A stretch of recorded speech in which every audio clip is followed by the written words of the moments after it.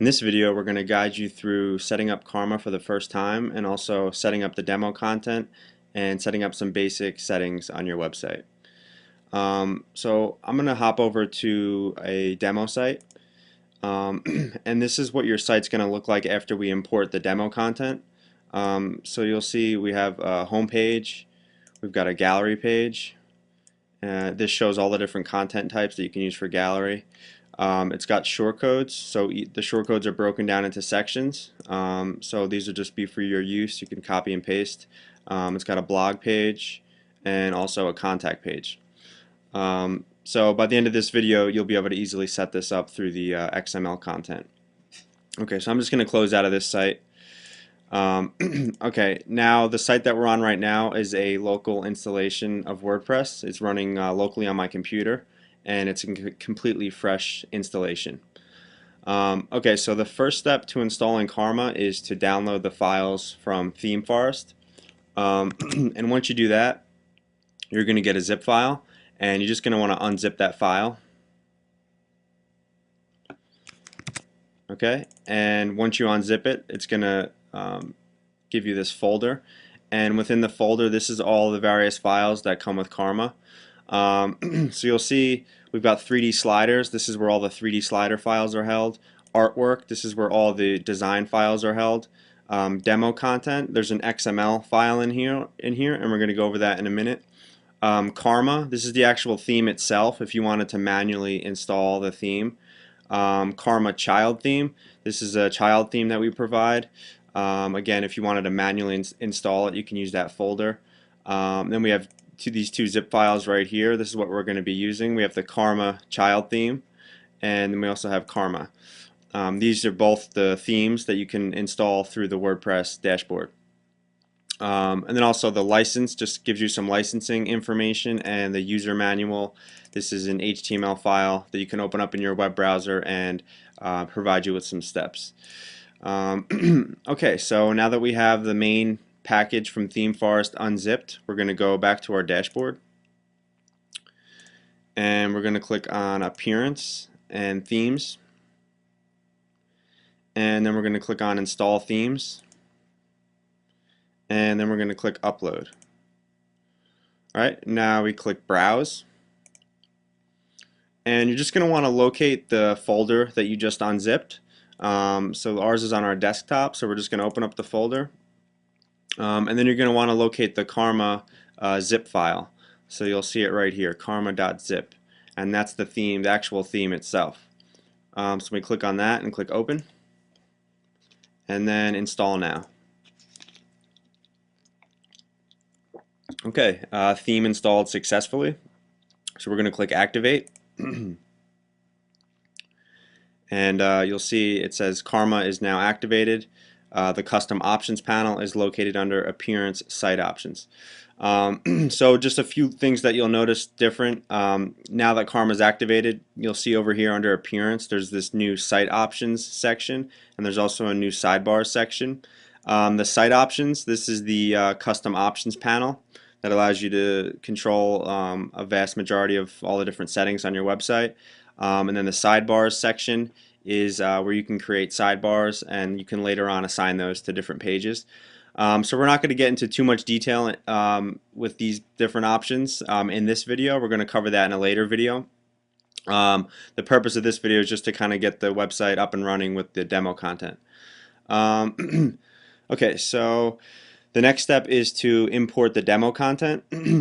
So to do so, you're going to click on Tools and Import. And then you're going to want to click on WordPress. And we don't have the importer installed. If you do, you'll just skip this screen. But if you do need to install it like we do, you just simply click Install Now. Okay, successfully installed the plugin. Now we're going to choose Activate Plugin and Run Importer. Okay, and now this is the screen that would come up if you already had the importer installed. So when you click on Tools and Import and then WordPress, and that's how you get to this screen. Okay, now we're going to want to browse for the XML file. So we click Browse. And then again, we just want to locate the folder that we unzipped. So ours is on our desktop. And within that folder, you'll see there's a demo content folder, so we're going to open that up. And then you'll see there's an XML file in there. So we'll choose that and click open, and then upload file and import. Okay, and now it's telling us, it's asking us who we want to assign the posts to. So for now we're just going to do admin, and then we just want to make sure that we check the box that we download and import file attachments. Okay, we'll choose submit. And depending on the speed of your server, it might take a few minutes, but it shouldn't be too long. Okay, it says all done. So now our content is imported. Now if we go to our site and refresh, you'll see it's starting to take shape a little bit, but we still have some things we need to do. Okay, so we're going to go to back to the dashboard and click on settings and reading. And for our front page, we're going to want to choose a static page, so we just check this box right here. And for front page, we're going to choose home, and post page, we're going to choose blog. Okay, we're going to save the changes. We're also going to change our permalink settings. This is the URL that gets shown up in the address bar. So we recommend changing this so that it's more user-friendly and you can easily link people to different sections of your site. So we click on settings and permalinks, and by default it's going to have the default structure. We're going to click custom structure and type in post name, so /% post name and then another %, and save changes. Okay, and now we're going to go into the site options panel, so appearance and site options.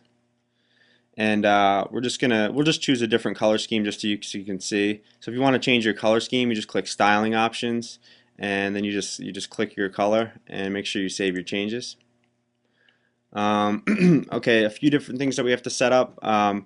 We have to set up our homepage slider category.